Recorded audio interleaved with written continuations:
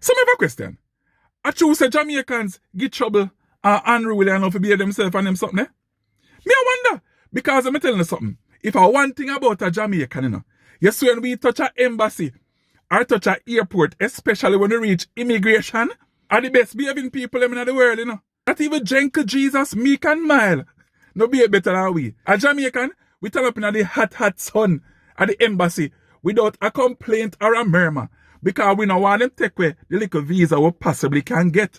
So we are going to behave ourselves until we walk out, then we start to say, boy, the line is long, or the place hot, and a little shelter, and not this, and I could carry X, and I could carry Y, and blah, blah, and lay.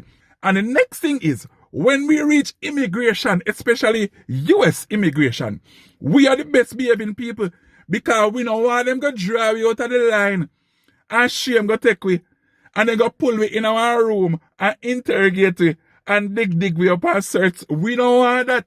So we are going to behave good. We are going to behave like so we can even talk or reach immigration. Me tell you something.